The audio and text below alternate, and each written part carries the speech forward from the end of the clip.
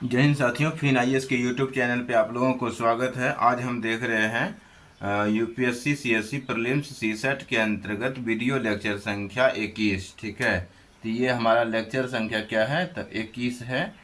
इससे पहले आप वीडियो नहीं देखे हैं तो आप उसको देख सकते हैं। पहले आप इस वीडियो को भी देख करके अंदाज़ा लगा सकते हैं कि हम किस प्रकार से पढ़ाते हैं।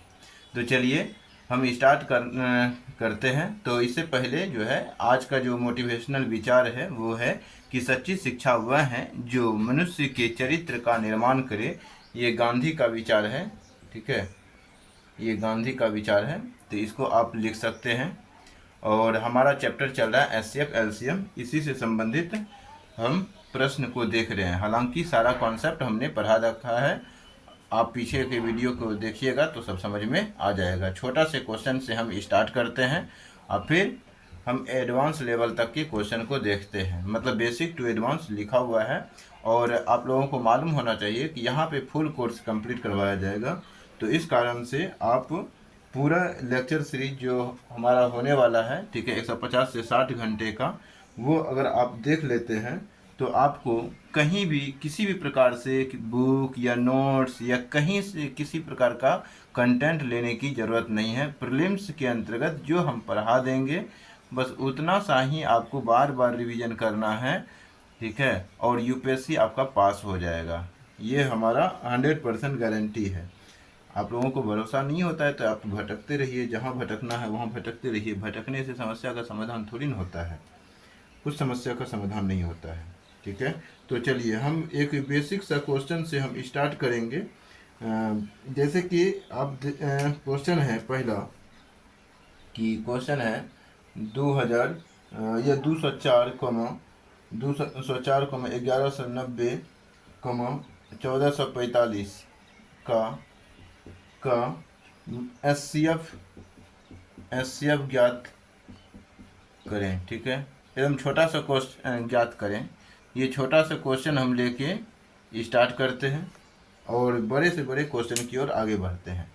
एचसीएफ हम कैसे निकालते हैं, तो हम आपको बताए हैं कि बहुत तरीका है एचसीएफ ज्ञात करने का। आप देख लीजिए कि हाईएस्ट कॉमन क्या निकल रहा है, उससे आप निकाल सकते हैं। ठीक है, हालांकि ये तीनों से कॉमन क्या निकलेगा, तो 5 4 9 और 5 14। तो यहाँ से देख रहे हैं, हालांकि गुणनखंड करना ही बेहतर रहेगा ऐसे कंडीशन में एचसीएफ ज्ञात करने के लिए।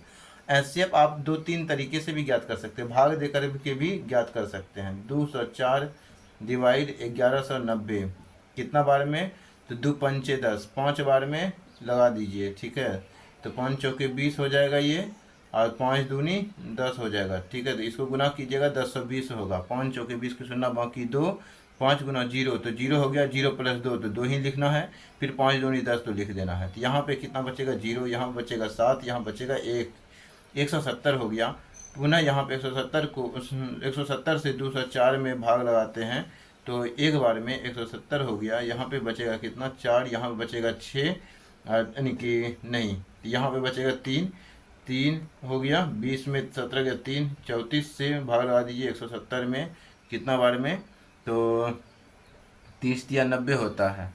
तो यहाँ पे 30 या 90, तो 5 बार में देख लीजिए, 5 चौके 20, 5 या 15, 16 17। ठीक है, तो ये कट जाएगा 34 बार में।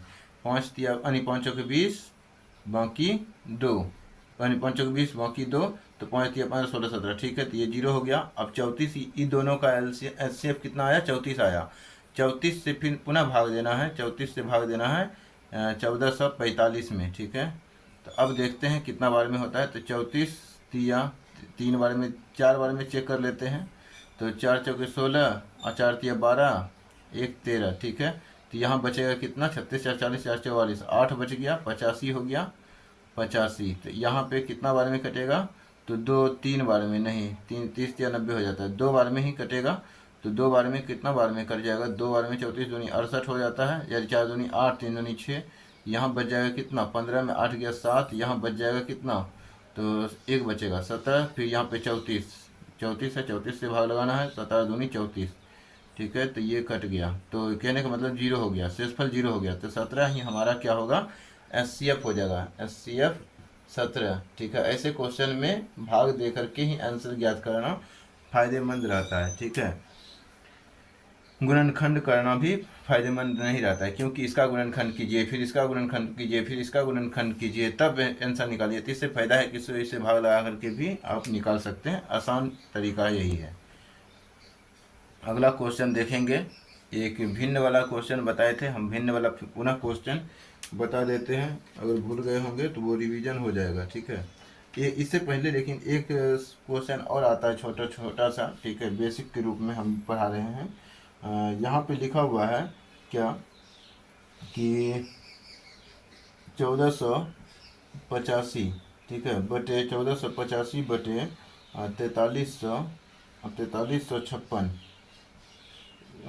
का सरलतम रूप सरलतम रूप में व्यक्त करें। अगर ऐसा रह गया, ठीक है, हालांकि देगा नहीं ऐसा क्वेश्चन, लेकिन बेसिक अगर हम बताएं तो इसमें हमें करना क्या होता है, कैसे ज्ञात करना होता है। इसको सरलतम रूप में ज्ञात करने के लिए जो बड़ा छोटा संख्या है उससे बड़ा संख्या को भाग लगा देते हैं, तो देख लेते हैं कितना बार एचसीएफ आता है। वही एचसीएफ से वो कट जाएगा। दोनों संख्या किससे कटेगा, तो एचसीएफ से कट जाता है, ठीक है। ये दोनों का जो एचसीएफ आएगा उसी से ये दोनों संख्या कटेगा। तो एचसीएफ हम निकाल लेते हैं कितना बार में, यानी कि 1485 डिवाइड 4356, ठीक है। तो यहाँ पे एक बार में 14 दूनी 28, 14 तिया 42, 3 बार में कट जाएगा। तो 5 तिया 15, 8 तिया 24, 1 25, फिर यहाँ पे बचेगा कितना, तो यहाँ बचेगा 25, 14 तिया 42, 43, 44 हो जाएगा, अधिक न हो गया। तो यहाँ पे 2 बार में लिखना पड़ेगा। 5 दूनी 10, 8 दूनी 16 के 6 बाकी, 8 दूनी 16 1 17 के 7 बाकी 1, और 14 दूनी 28, 1 29 हो जाएगा। तो यहाँ बचेगा 6, यहाँ बचेगा 15 में 8 7 गया 8, यहाँ बच जाएगा 12, 12 में 9 गया तो 3, यहाँ बचेगा 1, तो 1 1386 हो गया। अब पुनः इसमें भाग लगाएंगे 1485 में, ठीक है। एक बार में 1386 हो जाएगा। तो 15 में 6 गया 9, यहाँ बचेगा 7, 17 में 8 गया 9, यहाँ बचेगा कुछ नहीं तो 99। फिर यहाँ पे 1386 कितना बार में आएगा, तो दो पहले एक बार में लगाते हैं तो 99 आ जाएगा। यहाँ पे बचेगा कितना, 18 में 9 गया 9, यहाँ बचेगा 12, 12 में 9 गया 3, ठीक है। यहाँ पे 6 उतार दीजिए। अब यहाँ पे देखिए 9 छक्की 54, 9 चौके 36, 4 बार में कट जाएगा। 9 चौके 36, 6 बाकी 3, 9 चौके 36, 37, 38, 39, तो ये घट गया, यानी कि 0 से फल आ गया। तो 99 इससे 99 बार में दोनों कट जाएगा, ठीक है। तो 99 बार में ये दोनों कट जाएगा। तो 99 में देखते हैं इसको, अगर सरलतम रूप में लिखेंगे ऊपर वाले को देखिए, 99 गुना कितना लिख सकते हैं, 99 को कितना से गुना कीजिए, तो 99 को गुना कर दीजिए 15 से, ठीक है। 15 से 15 9 45, 15 9 45, 5 बाकी 4, और फिर 15 9 45, सॉरी 15 9 45 नहीं होता है, यानी कि कितना से कटा रहे हैं, 99 को 9 को 15 15, यानी कि 15 छक्की 90 17 75 28 9 35 135, ठीक है। तो 1 मिनट हम 99 से भाग लगा देते हैं, ठीक है। 99 से भाग लगा देते हैं 1485 में, ठीक है। तो 1485 में भाग लगाएंगे तो एक बार में, तो 99 बार में ऐसे भी देखे थे ना, अभी कटा था ना, देखे थे कितना बार में कटा था। अच्छा लगा ही देते हैं 1485, एक बार में तो 99 आएगा। यहाँ पे कितना बचेगा, 18 में 9 गया 9, यहाँ बचेगा 13, 13 में 9 गया 4, यहाँ 5, तो यहाँ पे कितना बार में, तो यहाँ पे बचेगा 5 बार में, 9 5 45, 9 5 45, 4 49, ठीक है। तो 15 बार में कट जाएगा, हाँ 15 बार में ही कटा, ठीक है। हमारा यानी कि जैसे सोचे थे वैसा ही कटा। अब हम देखते हैं कितना बार में कटेगा। तो ये जो है ये 1400 कितना है, तो ये भी अगर कटाएंगे तो ये कितना बार में कटेगा देख लेते हैं।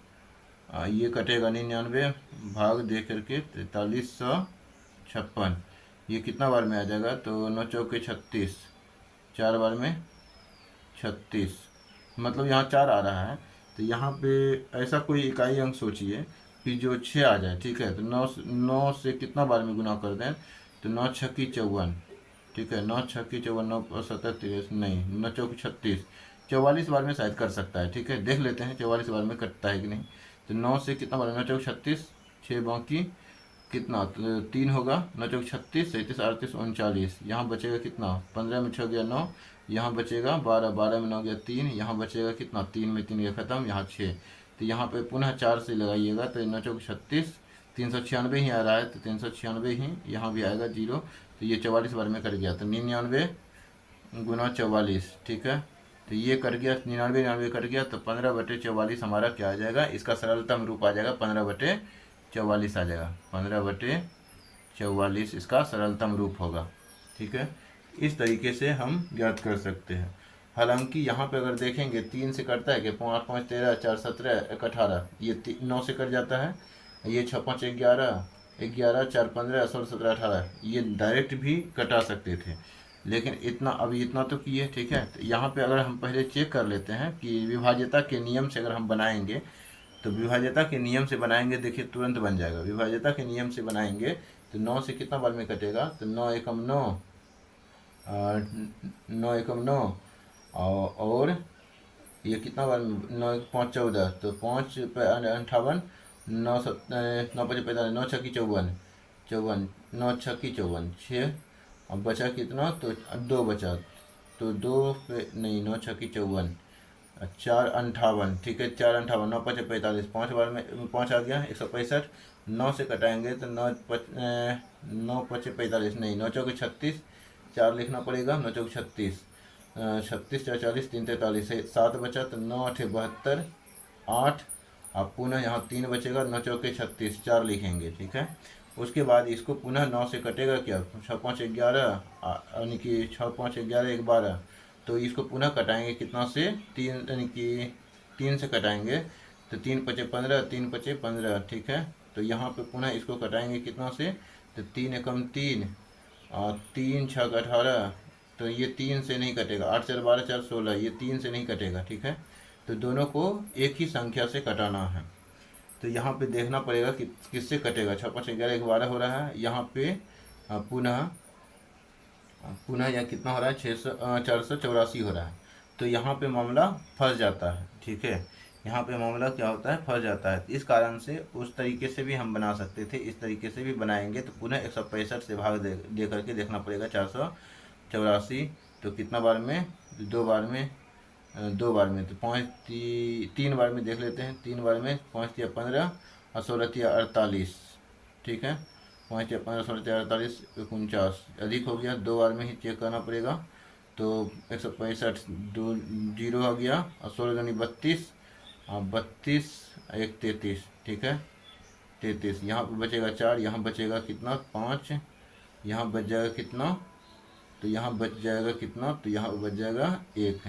ठीक है, 154 165, तो कितना बार में यहाँ आ जाएगा, कितना बार में, एक बार में 154, एक यहाँ बचेगा कितना, तो यहाँ बचेगा पुनः 1 11, तो ये 11 बार में ये कर सकता था, 11 का 11, 11 5 55। ठीक है, 11 से 11 चौक 44, 11 चौक 44, हाँ ये दोनों कट जाएगा 11 से, यानी कि मालूम चल गया कि 11 हमारा एसएफ होगा। तो 11 गुना कितना, तो 11 एकम 11, 11 5 55। ठीक है, फिर 11 से कटेगा, तो 11 एकम 11, 4 बचेगा, तो 11 चौके यानी कि यहाँ पे 11 चौक 44, 11 चौके 44। ठीक है, तो ये 11 11 कट गया, तो 15/44 यहाँ भी आंसर आ गया। ठीक है, तो हालांकि डायरेक्ट भी हम ऐसे भी करना ही पड़ा, ये तो करना ही पड़ा, ये भी करना ही पड़ेगा, इस कारण से ये हमारा आंसर हो गया। अगर डायरेक्ट 11 के विभाज्यता का हमको मालूम नहीं है कि ये किससे कटेगा। ठीक है, डायरेक्ट भी अगर हम 11 से विभाज्यता का रूल कैसे लगा देंगे, जब तक हमें कोई इशारा नहीं देगा, क्वेश्चन में अगर बोल देता है 11 से विभाज्य, तब ना हम 11 से विभाज्यता चेक करते हैं। यहाँ तो बोला भी नहीं है, यहाँ तो बोला भी नहीं है, तो हम कैसे जानेंगे कि 11 से ही कटेगा। तो इस कारण से हम इसी प्रकार से एचसीएफ निकाल करके ही हम ज्ञात कर सकते हैं ये किससे कटेगा। ठीक है, एचसीएफ से कटता है, इस कारण से इस क्वेश्चन को ऐसे डील किया जा सकता है।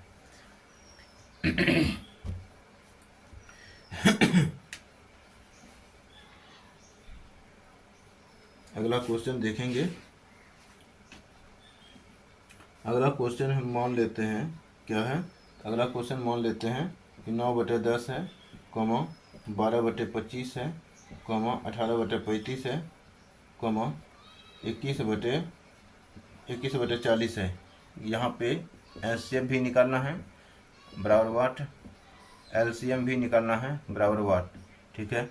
अगर हमें एचसीएफ निकालना है तो हम क्या करते हैं, एचसीएफ निकालना है तो ऊपर वाले का एचसीएफ निकाल लेते हैं। तो ऊपर वाले में हाईएस्ट कॉमन क्या आएगा, तो हाईएस्ट कॉमन आ जाएगा 3, 3 तिया 9, 3 चौके 12, 3 छः 18, 3 7 21। तो 3 ही सबसे कॉमन निकल रहा है, तो 3 हाईएस्ट कॉमन 3 ही निकल पाएगा ऊपर से, ठीक है। अब नीचे का हमें क्या निकालना है, एलसीएम। एचसीएफ ज्ञात करने के लिए ऊपर का एचसीएफ, तो इस सब का हम एचसीएफ ज्ञात किए तो 3 आ गया। हालांकि हम शॉर्टकट एचसीएफ निकालने के लिए हम पिछले लेक्चर में बताए हुए हैं। अगर आपने पिछले लेक्चर को नहीं देखा है तो वो आप लेक्चर को देख सकते हैं, पता चल जाएगा कि कितना आसान यानी कि कितना सटीक तरीके से यह देख करके भी हम किस प्रकार से एचसीएफ ज्ञात कर सकते हैं। और यहाँ पे एलसीएम निकालना है, तो एलसीएम निकालने के लिए हम क्या बताए थे, तो बड़ा संख्या सबसे बड़ा संख्या उठाते हैं 40।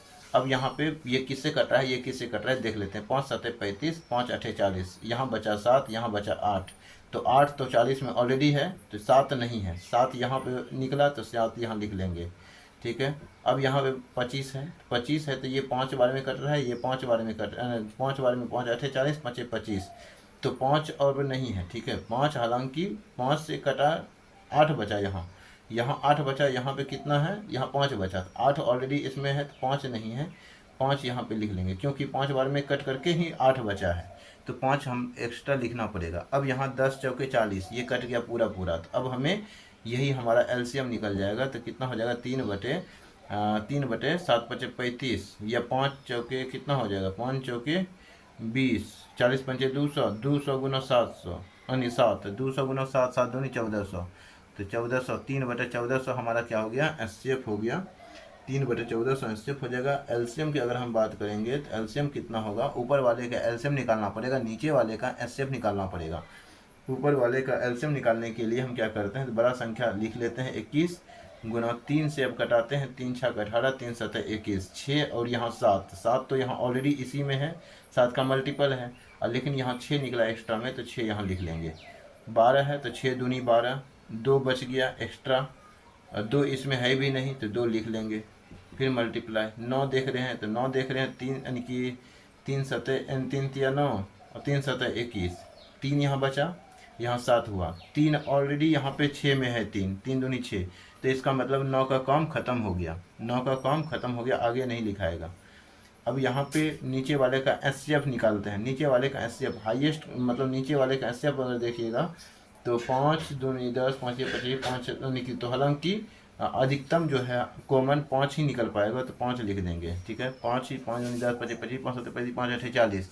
अब जो बचेगा उसमें से सब में से कोई कॉमन नहीं आने वाला है, तो इस कारण से हमारा 5 ही क्या हो जाएगा, यानी कि एचसीएफ हो जाएगा, ठीक है। नीचे वाले का एचसीएफ, एलसीएम में नीचे वाले का एचसीएफ निकालते हैं, तो 16 यानी कि ये कितना हो जाएगा, 12 हो जाएगा, 12 कम 12, अब 12 दूनी 24, 1 25, ठीक है। तो 252/5 आ जाएगा इसका क्या, तो एचसीएफ एलसीएम आ जाएगा। तो कितना आ गया, इसका आंसर यही हो जाएगा, इसका आंसर ये हो जाएगा, ठीक है। तो दोनों का आंसर निकल गया। अगर मान के चलिए किसी को नहीं आ रहा है निकालने के लिए, तो उसको अलग अलग निकालना पड़ेगा, पहले इसका एचसीएफ निकालना पड़ेगा, फिर इसका एलसीएम निकालना पड़ेगा।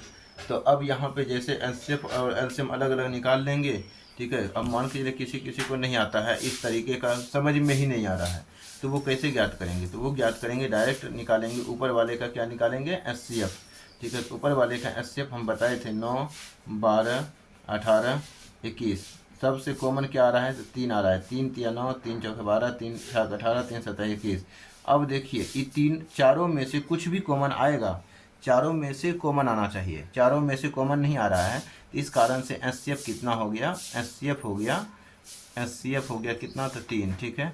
लेकिन एलसीएम निकालने के लिए, एलसीएम अगर हम निकालेंगे तो एलसीएम निकालेंगे तो कम से कम ये तो और कट रहा है, एलसीएम निकालते हैं तब तो और कटाते हैं, ठीक है, कम से कम 2 तो कट रहा है। एलसीएम में देखते हैं कि कम से कम 2 तक कटना चाहिए, ठीक है। तो एलसीएम में अगर 2 इसको और कटाना पड़ेगा, एलसीएम निकालने के लिए 2 3 से कटाना पड़ेगा, 3 एकम 3, 4 के 4 ही रह जाएगा, 3 दूनी 6 और 7 का 7 ही रह जाएगा। तो एलसीएम निकालने के लिए हमें 3 तिया 9 चौके 36 गुना 2 36 दूनी 72 गुना 7 करना पड़ेगा, 72 गुने 7 तो कितना आ जाएगा, 7 दूनी 14 और 7 सत्ते 49 1 50, ठीक है 504 आ जाएगा, ठीक है। तो यहाँ पे कितना आ गया, 7 सत्ते 7 दूनी 14 4 बाकी 1 7 7 49 1 50, ये आ गया कि क्या ऊपर वाले का ऊपर वाले का एलसीएम आ गया। तो ऊपर वाले का एलसीएम का कहीं यूज पड़ा था क्या, ऊपर वाले का एलसीएम का यूज कहीं ही नहीं पड़ा है, ठीक है। तो 252 और ये, हाँ ये और भी तो कट रहा है, 4 और 2 है ना, तो 4 और 2 और कट रहा है, तो इसीलिए तो यहाँ पर गड़बड़ हो रहा था ना, 252 निकलना चाहिए, 252 निकलना चाहिए। तो एससीएफ हमारा क्या हो गया, ये सब का एससीएफ हो गया 3, क्योंकि 3 कॉमन निकला था, एससीएफ हो गया 3, ठीक है। अब इसको और कटाएंगे तो 2 एकम 2 यानी कि 1 रह गया, 2 2 एकम 2 2 दूनी 4 एकम 2 7। अब यहाँ पे क्या देख रहे हैं कि 3 3 9 9 चौके 36 हो गया, 9 हो गया और 2 गुना 2 4 हो गया, तो 9 चौके 36 36 गुना 7 देख लीजिए, 7 6 के 42 7 6 के 42 80 या 21 21 4 25 25 252 हुआ ना एलसीएम, एलसीएम कितना हो गया 252, ठीक है। तो 252 यहाँ निकाले हैं ना, तो इस कारण से ऐसे भी आप ज्ञात कर सकते हैं अलग अलग निकाल करके, ठीक है। जिसको ये तरीका समझ में आ गया तो वो इस तरीके से भी डायरेक्ट आप बना सकते हैं। अगला क्वेश्चन देखेंगे, ठीक है, जो कि अब थोड़ा हम एडवांस लेवल की ओर जा रहे हैं, ठीक है। ऐसे ही हम पहले बेसिक देखते हैं, उसके बाद एडवांस देखते हैं, ताकि किसी को समझने में किसी प्रकार की परेशानी ना हो और कॉन्सेप्ट भी रिवीजन हो जाता है पिछले क्लास का ये बताने से। तो देखते हैं, क्वेश्चन लिखेंगे कि दो संख्याओं का लघुत्तम समापवर्तक 48 और महत्तम समापवर्तक 160 है। लिखेंगे कि क्वेश्चन में लिखेंगे दो संख्याओं का लघुत्तम समापवर्तक दो संख्याओं का लघुत्तम समापवर्तक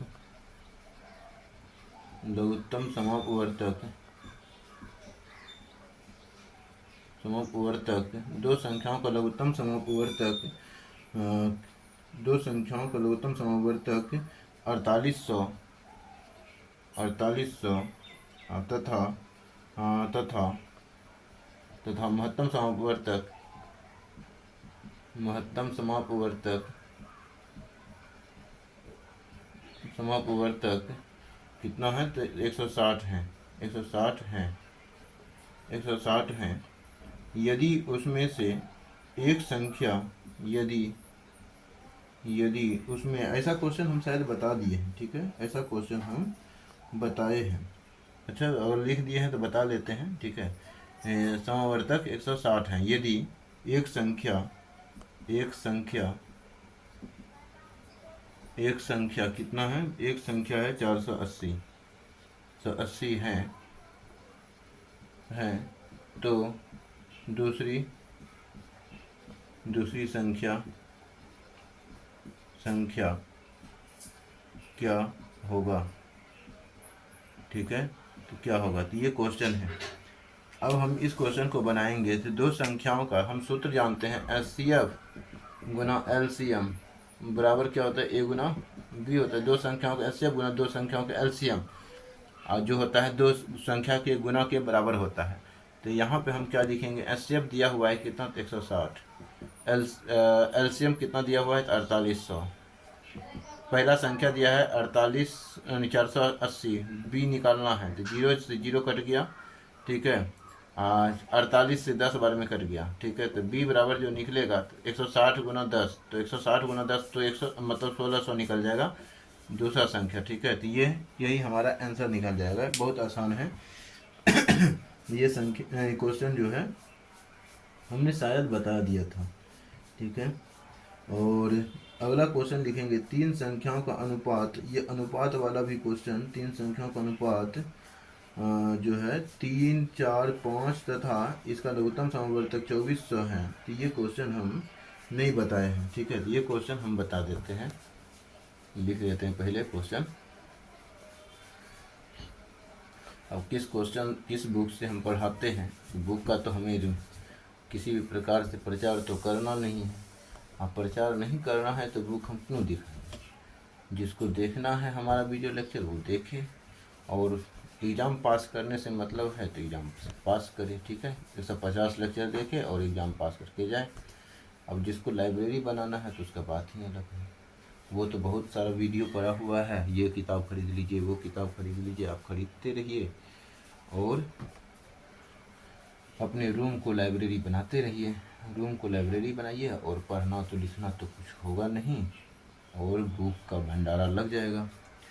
तो इस कारण से हम बुक को तो दिखाएंगे नहीं, ठीक है। जिसको पढ़ना है ऐसे ही लिखते हुए जाएंगे और पढ़ते हुए आगे बढ़ेंगे, ठीक है। अगला क्वेश्चन लिखेंगे, दो संख्याओं का महत्तम समवर्तक। क्वेश्चन है, दो संख्याओं का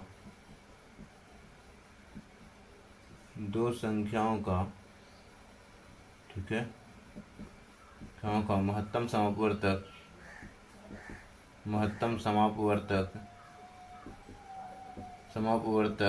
दो संख्याओं का महत्तम समापवर्तक जो है 8 है, ठीक है। क्या है? तो 8 है तथा इसके लघुत्तम समापवर्तक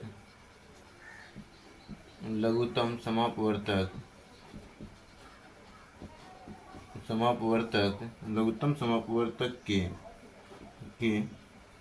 शेष दो गुणनखंड शेष दो गुणनखंड 13 तथा 14 हैं। 13 तथा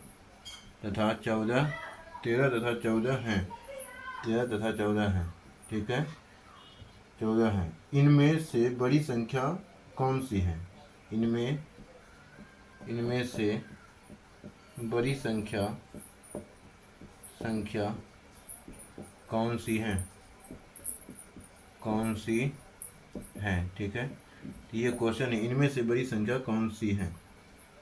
तो इस क्वेश्चन को हमें बनाना है। तो क्या करेंगे इस क्वेश्चन को बनाने के लिए? तो यहाँ पे बोला गया है, दो संख्याओं का महत्तम समापवर्तक 8 है तथा इसके लघुत्तम समापवर्तक के शेष दो गुणनखंड कितना है? तो 13 तथा 14 है। इनमें से बड़ी संख्या कौन है? तो ये जो गुणनखंड है, ठीक है, ये जो गुणनखंड है ना, तो ये एक अनुपात के रूप में है, ठीक है। ये ध्यान में रखना है। दो संख्याओं का महत्तम समापवर्तक जो गुणनखंड होता है उसी के गुना होता है। जैसे कि यहाँ बोला था कि 8 SCF है, ठीक है, 8 SCF है। यहाँ पे कोई संख्या होगा, यहाँ पे कोई संख्या होगा, यहाँ पे 13 है गुणनखंड और 14 है गुणनखंड। यानी कि अब यहाँ पे 13 गुना 8 करेंगे, 13 8 74 से 104 आ जाएगा, और 14 8 72 से 112 आ जाएगा। तो ये दो संख्या था जिसका कि हाईएस्ट कॉमन अगर आपने 8 निकाला तो ये गुणनखंड के रूप में क्या बचा? तो 13 और 14 बचा। यही क्वेश्चन कह रहा था और कुछ क्वेश्चन में नहीं है, ठीक है। और यहाँ पे बोला कि लघुत्तम समापवर्तक के शेष दो गुणनखंड, यहाँ पे क्या बोला था? इसके लघुत्तम समापवर्तक के शेष दो गुणनखंड 13 तथा 14 हैं। इनमें से बड़ी संख्या कौन सी है? तो बड़ी संख्या कौन सी है? तो क्या होगा? 112 हो जाएगा आंसर, ठीक है। तो 112 संख्या मतलब जो हो जाएगा, ऑप्शन में देख लेते हैं ऑप्शन में है या फिर नहीं। दो संख्याओं का महत्तम समवर्तक 8 है, और निम्न में से कौन सी संख्या इन संख्याओं का लघुत्तम समवर्तक हो सकती है, ठीक है। तो इस क्वेश्चन का जो है ना आंसर हो जाएगा, ऑप्शन दे देते हैं। ऑप्शन है कितना? तो 104 है, ऑप्शन बी में है कि 13 है, ऑप्शन सी में 14 है, ऑप्शन डी में है 112। तो हमारा आंसर क्या हो जाएगा? 112 हो जाएगा, ठीक है। ऐसे क्वेश्चन का आंसर क्या हो जाएगा? तो 112 हो जाएगा। बड़ी संख्या पूछा था, बड़ी संख्या, छोटी संख्या, बड़ी संख्या। तो बड़ी संख्या सिंपल क्वेश्चन था और कुछ क्वेश्चन में कहा नहीं था, इस कारण से इस क्वेश्चन का आंसर क्या हो गया? तो वो 112 ही हो गया, ठीक है। एक महत्वपूर्ण क्वेश्चन है, थोड़ा सा छोटा ही क्वेश्चन है लेकिन बहुत महत्वपूर्ण है। इस क्वेश्चन को लिखेंगे कि दो संख्याओं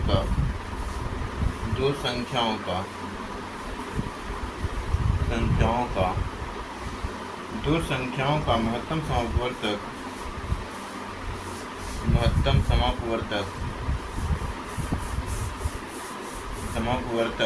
8 है, ठीक है, 8 है। निम्न में से कौन सी संख्या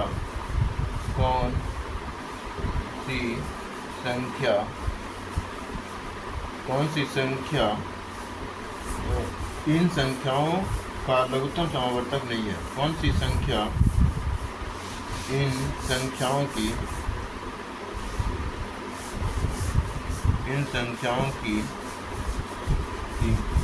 संख्याओं का लघुत्तम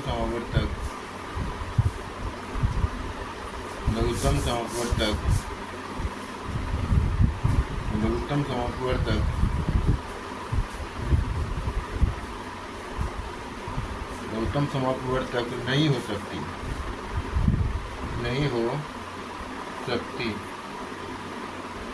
ठीक है, नहीं हो सकती। ऑप्शन है 24, ऑप्शन बी में है 48, ऑप्शन सी में है 56, ऑप्शन डी में है 60।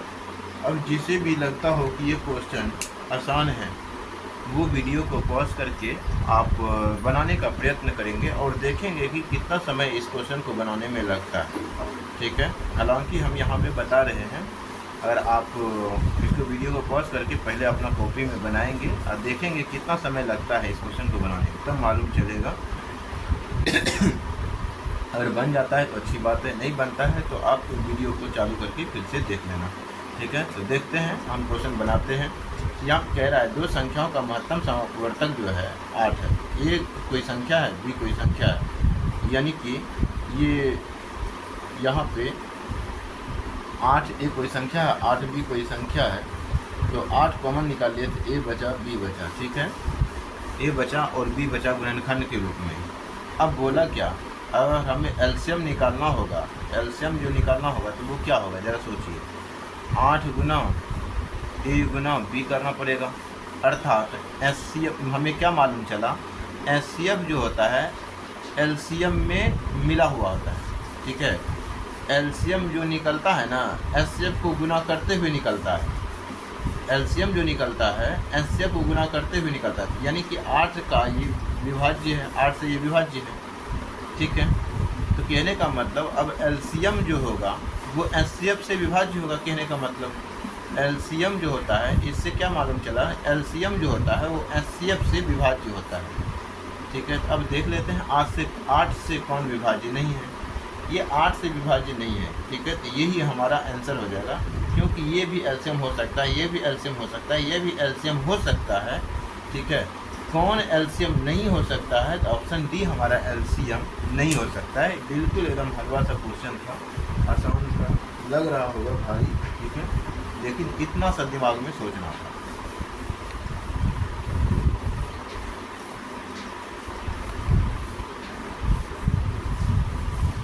अगला क्वेश्चन देखेंगे। अगला क्वेश्चन है दो संख्याओं का महत्तम समापवर्तक 23 है। इस टाइप का क्वेश्चन हमने इसके पिछले वाले क्वेश्चन में बताया था। आप इस क्वेश्चन का जो है आंसर कमेंट बॉक्स में कर सकते हैं। ये HW में क्वेश्चन रहेगा, ठीक है। ये क्वेश्चन HW में है। तो दो संख्याओं का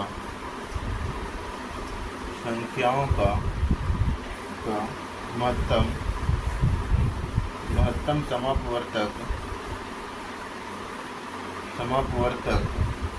23 है, ठीक है, 23 है, तथा इसके या इनके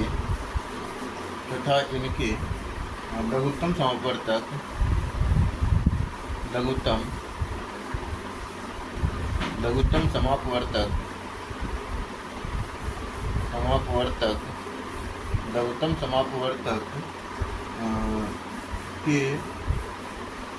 के शेष दो गुणनखंड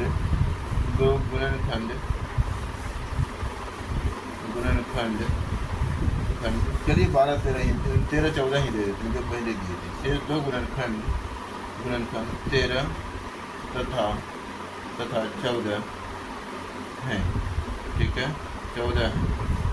इनमें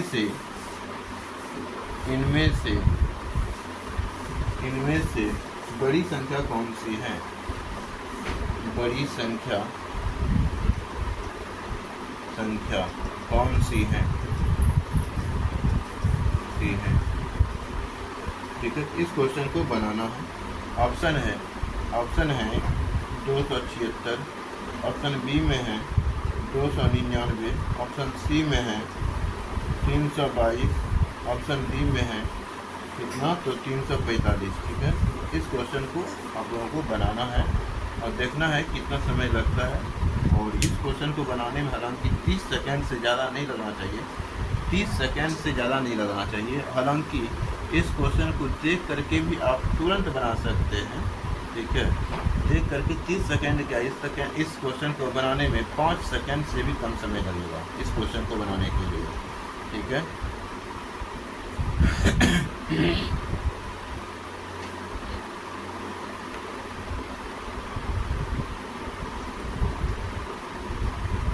अगला क्वेश्चन देखेंगे। अगला क्वेश्चन है कि दो संख्याओं का लघुत्तम समापवर्तक तथा महत्तम समापवर्तक क्रमशः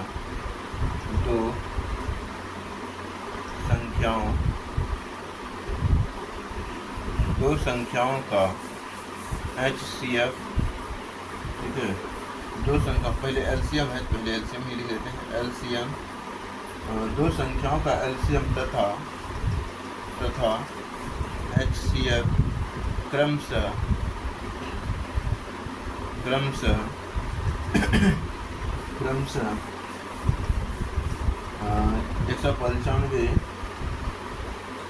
495 है, 495 तथा 5 हैं। यदि इन संख्याओं का योग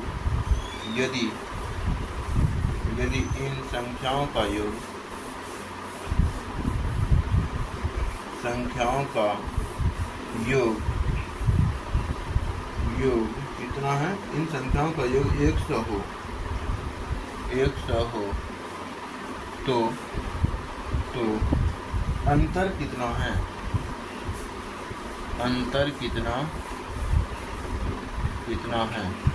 ठीक है, ये बोला गया है अंतर कितना है, ठीक है। इस क्वेश्चन को हमें बनाना है।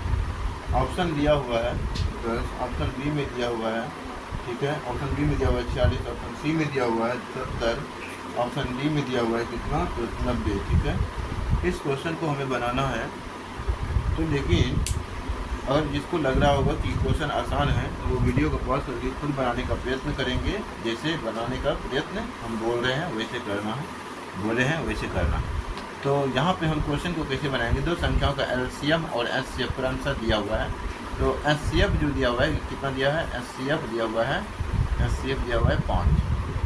तो दो संख्या क्या होगा? दो संख्या होगा हमारा, दो संख्या क्या हो जाएगा? 5A और 5B हो जाएगा, दो संख्या, ठीक है। तभी तो 5 कॉमन निकलेगा, तो HCF हाईएस्ट कॉमन निकल जाएगा 5, तो HCF हो जाएगा 5। LCM दिया हुआ है कितना? LCM दिया हुआ है 495, ठीक है। अब यहाँ पे दो संख्याओं का, इन दोनों संख्याओं का योग कितना दिया हुआ है? तो 100। दो संख्याओं का योग, इसका 5A + 5B का योग कितना दिया हुआ है? 100। A + B निकालना है तो बराबर निकाल जाएंगे, कितना? 5 कॉमन ले लेंगे तो 100, तो 100 से कटा देंगे तो 20 आ जाएगा। तो A + B का मान आ गया कितना? ठीक है, A + B का मान आ गया 20, ठीक है। अब हमें क्या करना है? अब हमें अंतर ज्ञात करना है, ठीक है। अंतर ज्ञात करने के लिए पहले हमें क्या ज्ञात करना पड़ेगा? A और B ज्ञात करना पड़ेगा और देखना होगा कि दोनों का HCF जो है 5 निकले, ठीक है। तो यहाँ पे 5 चौके, अगर 20 A का मान कितना ले लें? 5 ले लें, इसका मान कितना ले लें? 4 ले लें, ठीक है। ये 4 5 ले लें, कुछ भी ले सकते हैं। तो यहाँ पे 4 लेंगे तो यहाँ पे कितना आ जाएगा? 25 आ जाएगा। कितना आ जाएगा?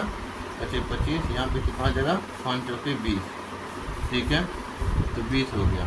और 20 25 इसका क्या LCM 495 आ पाएगा? 495 इतना कम में तो नहीं आएगा, ठीक है, इतना कम में इस क्वेश्चन का पॉसिबल नहीं है। इस क्वेश्चन को बनाने के लिए और हम क्या तरीका अपना सकते हैं, ठीक है, और हम दूसरा तरीका भी अपना सकते हैं, वो देखते हैं हम कौन से तरीक़ा को अपना सकते हैं। तो यहाँ पे जो दिया गया है इसको थोड़ा सा हम पहले मिटा देते हैं, थोड़ा सा यहाँ इस तरीके से देखें कि ये बहुत कम निकल गया। इस तरीका तो ये तरीका तो सही नहीं है हो सकता, ठीक है। इस कारण से अब हमें जो दिया हुआ था, मान दिया हुआ था, उस तरीक़ा से चलते हैं, ठीक है। देखते हैं, माना कि कोई संख्या है, पहला संख्या x मान लेते हैं, ये इसको हटा देते हैं, इसको भी हटा देते हैं। इस तरीक़ा से भी नहीं बनेगा, ठीक है, ये भी हमारा तो गलत ही हो गया ना। अब हम मान लेते हैं, माना पहला संख्या बराबर x, तो दो संख्याओं का योग कितना था? 100 है, तो दूसरा संख्या क्या होगा? तब दूसरा संख्या जो होगा क्या हो जाएगा? 100 माइनस में x घटा देंगे तो दूसरा संख्या आ जाएगा। अब दोनों का HCF क्या बोला है? 5 निकला हुआ है। दो संख्या HCF कितना निकला हुआ है? 5 निकला हुआ है। अब इस क्वेश्चन को हम कैसे बनाएंगे?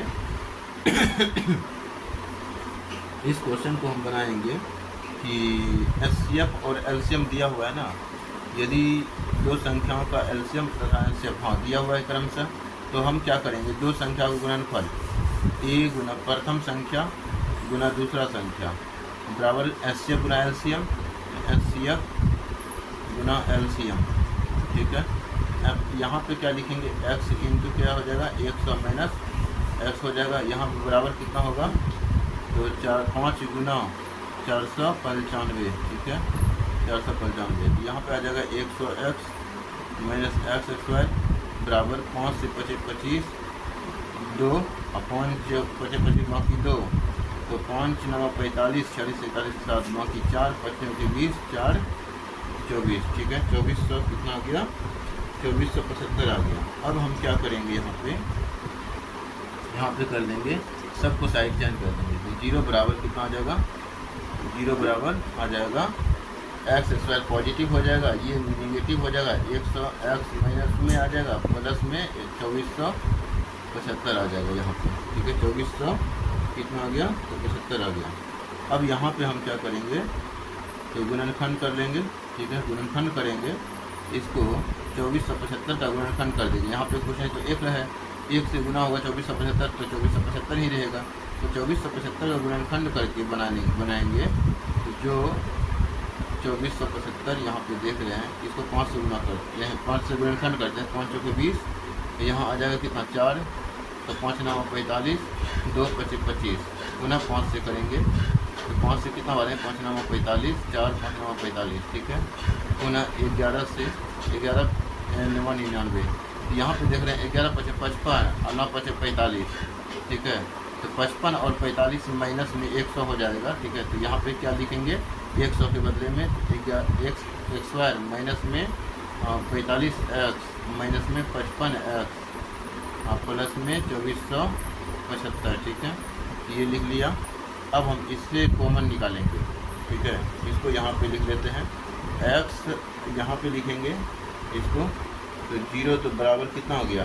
x, और यहाँ पे भी x, तो x कॉमन ले लेंगे, तो x माइनस कितना बचेगा? 45 बचेगा। और यहाँ पे 55 कॉमन लेंगे, माइनस में 55 कॉमन लेंगे, तो x माइनस 45 यहाँ भी बचेगा, ठीक है। तो अब यहाँ पे देख रहे हैं x माइनस 45 x माइनस 55, ठीक है, तो x माइनस 45 दो बार है, तो दो बार में से एक बार कॉमन ले लेते हैं, x माइनस 45 कॉमन लिया, तो बच गया क्या? बचा क्या? ये दो बार में से एक बार कॉमन आ गया, तो बचा यही ना, सिर्फ x माइनस कितना बच गया? 55 बच गया।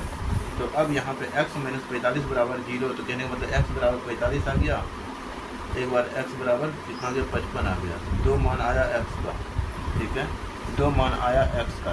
एक संख्या यहाँ पे क्या बोला था? दो संख्याओं का अंतर कितना है? तो दो संख्याओं का अंतर कितना है?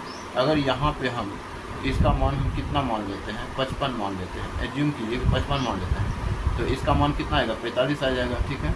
क्यों आएगा 45? क्योंकि दोनों संख्याओं का योग 100 है, अब दोनों का अंतर ज्ञात करते हैं। तो अंतर ज्ञात करते हैं 55 माइनस 45 तो बराबर कितना आएगा 10। तो ऑप्शन हमारा हो गया क्या, तो 10 हो गया हमारा ऑप्शन।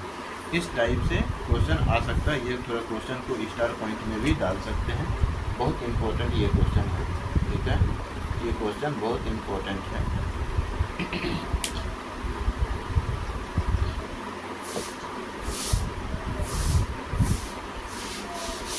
अब हम अगला लेवल का क्वेश्चन देखेंगे। यही होता है एडवांस, ठीक है, यही होता है एडवांस क्वेश्चन, जो 5 मिनट दे करके, 1 मिनट दे करके, 2 मिनट दे करके उगता जाते होंगे और इस वीडियो को स्किप कर देते होंगे। इसी वजह से उस सबका जो है प्रीलिम्स नहीं निकल पाता होगा, ठीक है। बहुत ऐसे विद्यार्थी मिलेंगे जो कि पूरा वीडियो देखे बिना लग रहा होगा उनको क्या ये तो बहुत आसान क्वेश्चन बता रहे हैं, क्यों देखें पूरा क्वेश्चन।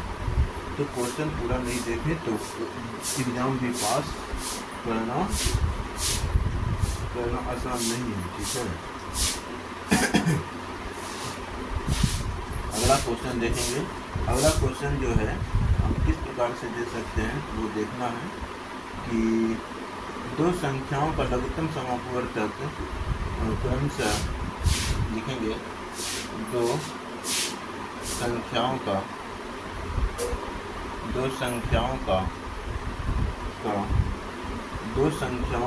लघुत्तम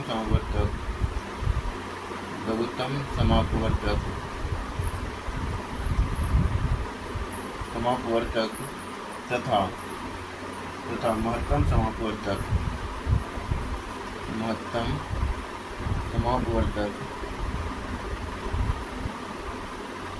समापवर्तक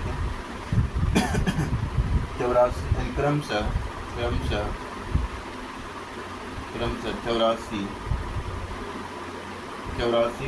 21 है, ठीक है, 21 है।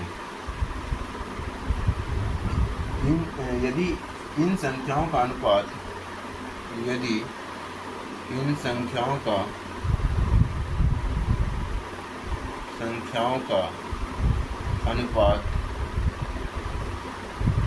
अनुपात 1:4 हो, 1:4 हो तो इन संख्याओं में बड़ी संख्या कौन सी हो? तो इन संख्याओं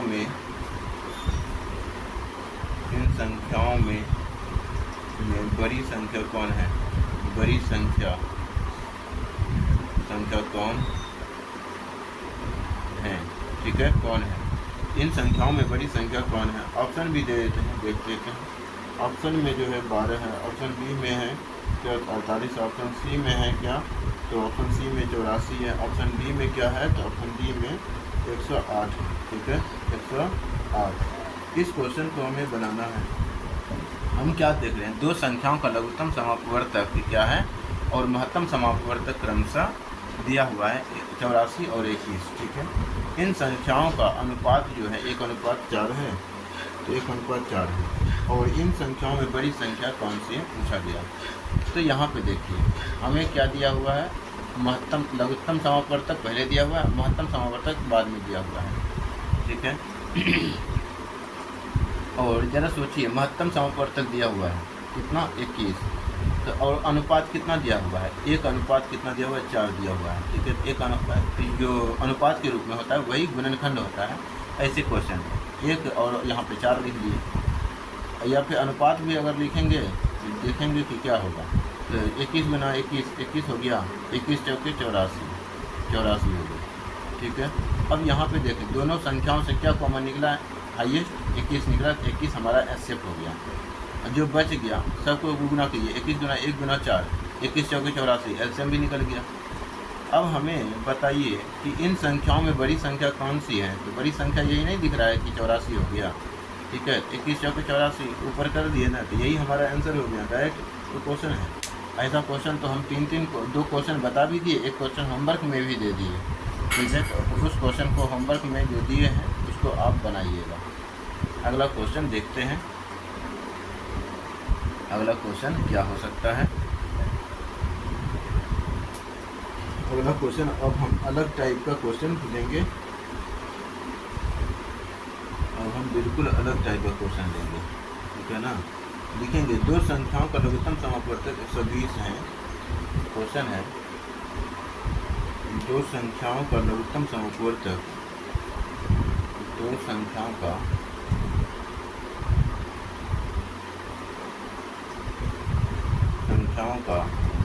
लघुत्तम समापवर्तक, लघुत्तम समापवर्तक,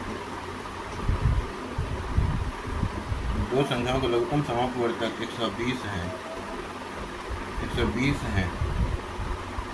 निम्न में से कौन सी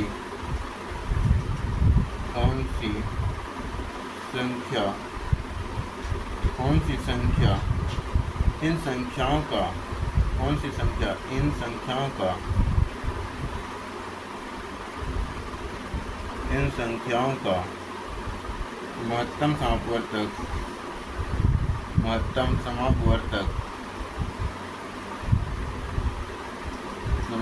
समापवर्तक नहीं हो सकती, नहीं हो सकती, ठीक है, नहीं हो सकती।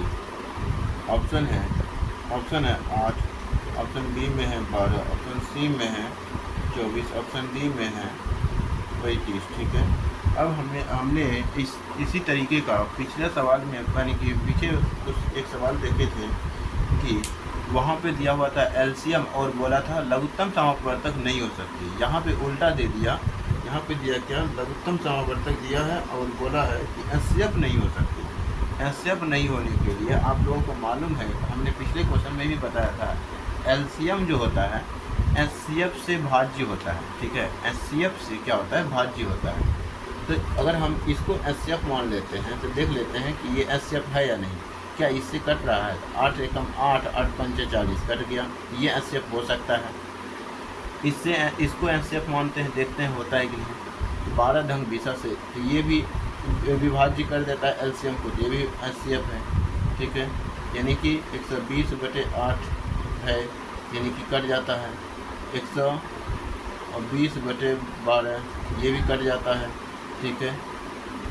120/24, 24 से 5 बार में कट जाता है, ये भी कट गया। लेकिन 120/35 ये पूरा नहीं कटता है, ठीक है, ये पूरा नहीं कटता है। इस कारण से ये जो है एचसीएफ नहीं हो सकता, यानी कि डी हमारा एचसीएफ महत्तम समापवर्तक नहीं हो सकता, ठीक है। अब बाकी ये तीनों महत्तम समापवर्तक संभव है, तीनों महत्तम समापवर्तक हो सकता है और एक एचसीएफ नहीं हो सकता, तो यही हमारा डी ऑप्शन है, ठीक है। तो ऐसे क्वेश्चन के लिए एग्ज़ाम में आप लोग तैयार रह सकते हैं कहीं, क्योंकि ऐसा क्वेश्चन अब तक नहीं दिया है, ठीक है। ऐसा क्वेश्चन अगर दिया भी होगा तो बहुत पहले, हालांकि बहुत पहले तो सीसेट था भी नहीं, ठीक है।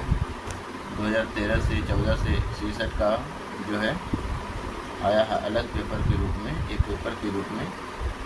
तो हमें जितना आइडिया है, अभी मैंने तो 5 साल 10 साल का ही पेपर देखा है। अगला क्वेश्चन देखेंगे।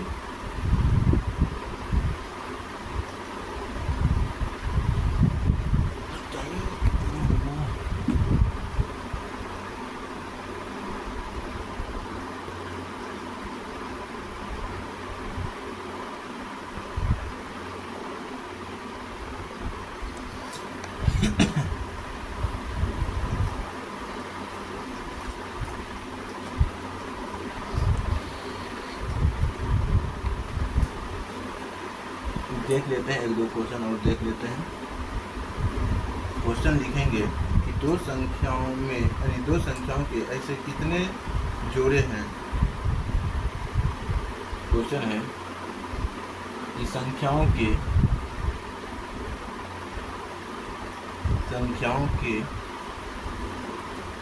ऐसे कितने जोड़े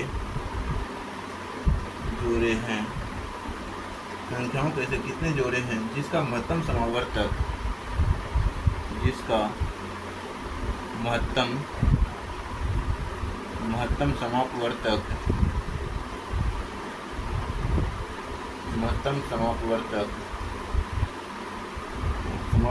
16 तथा लघुत्तम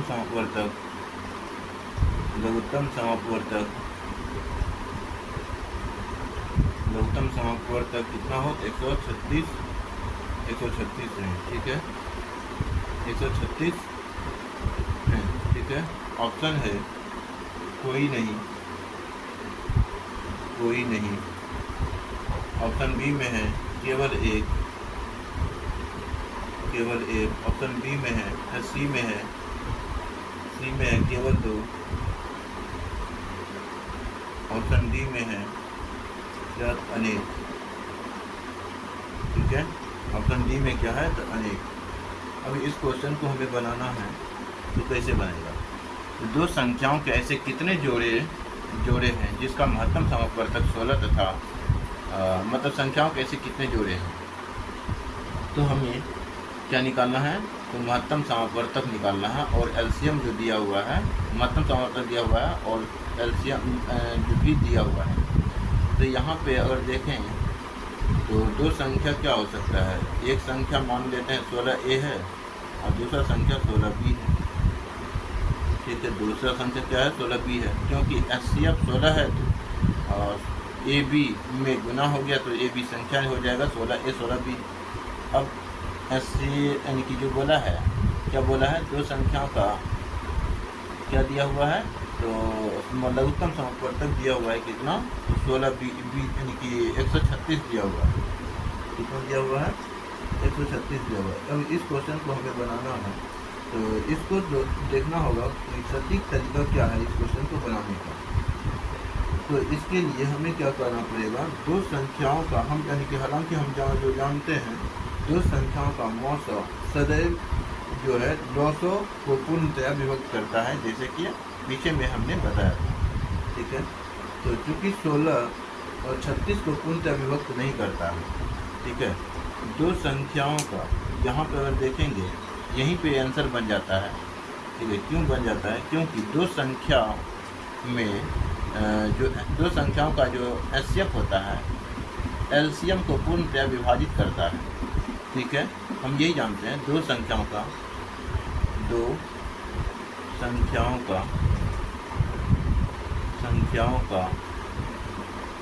HCF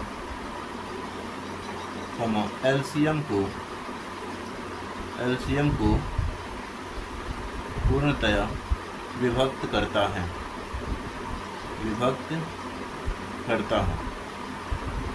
है। यहाँ लिखेंगे, हम जानते हैं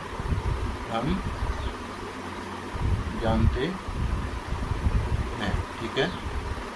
की भी लगा सकते हैं, की छोटी मात्रा वाला की। हम जानते हैं कि दो संख्याओं का HCF एलसीएम को पूर्णतया विभक्त करता है, लेकिन यहाँ पे ऐसा नहीं है। लेकिन यहाँ पे ऐसा नहीं है, क्योंकि देख रहे हैं 16 जो है 36 को पूर्णतया विभक्त नहीं कर रहा है, ठीक है। इसलिए इसका जो है कोई की जोड़ा नहीं हो सकता, इसलिए इसका कोई जोड़ा संभव नहीं है। इसलिए इसका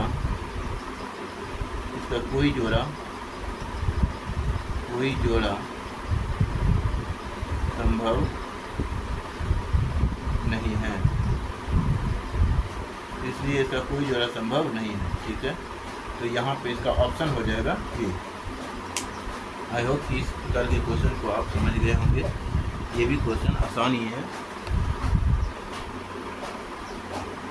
अगर आप लोगों को ये हमारा लेक्चर पसंद आ रहा है तो आप क्या करेंगे? चैनल को सब्सक्राइब करेंगे, वीडियो को शेयर करेंगे अपने सहपाठियों के बीच, ठीक है। जो मतलब जनरल कंपटीशन का भी एग्ज़ाम दे रहे हैं, उसको भी आप शेयर कर सकते हैं, क्योंकि मैथ तो सबको पढ़ना है, ठीक है। छोटा मतलब कि अगर बात करें कम लेवल से एडवांस लेवल तक, जैसे कि आप CGL पढ़ रहा है कोई, तो उसको थोड़ा एडवांस लेवल तो जाना ही पड़ेगा। अब तो यूपीएससी भी एडवांस लेवल को ही प्रायोरिटी दे रहा है, मतलब प्राथमिकता दे रहा है। इस कारण से आप सब कुछ भी शेयर कर सकते हैं, जिसका अपना बच्चा होगा वो अपना क्या करेगा, वीडियो देखेगा, दिखवाएगा, ठीक है।